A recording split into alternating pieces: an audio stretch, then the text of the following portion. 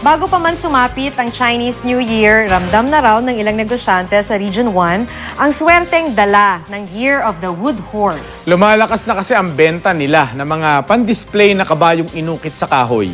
Makibalita tayo kay Joy Segi ng GMA Dagupan. Sumisipa ngayon ang swerte sa kabuhayan ng mga wood carvers sa Pugo, La Union.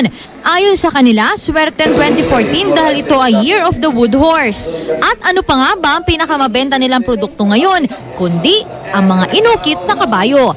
Dito raw ngayon maraming kinikitang pamilya Padyo na 30 taon na sa ganitong negosyo. Noong New Year, nag-i-start na silang tumitingin ng rocking horse, ma'am. Then, siguro mag-order. Yun yung mga hinihintay namin, ma'am, para magkaroon ng sales sa kabayo. Maraming bumibili ng life-size sa kabayo o rocking wood horse na pwedeng sakyan. Ang presyo, nasa 6,500 hanggang 15,000 pesos.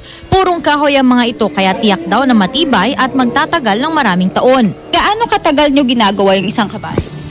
Ma'am, nagagawa namin yan ng 1 week sa mga isang piraso, 1 week. Then, depende, ma'am. Ang pinakamatagal, 3 weeks. Then, pinakamabilis, 1 week, ma'am.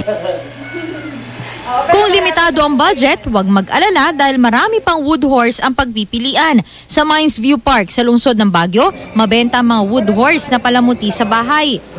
Sa halagang 750 pesos, makakabili ng wall decor na korteng ulo ng kabayo at fighting horse display na pwedeng disenyo sa lamesa.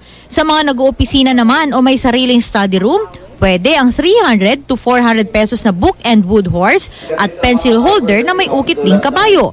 Para naman sa ilan naming nakausap, mas magtatagumpay sa buhay kung sasabayan ng sipag ang paniniwala sa swerteng dala ng kabayo. Wala naman po masama kung maniniwala tayo sa mga kasabihan. Ang swerteng nagbibigay swerte pag naniniwala ka sa Diyos. Joy Segi, Nagbabalita, Pilipinas.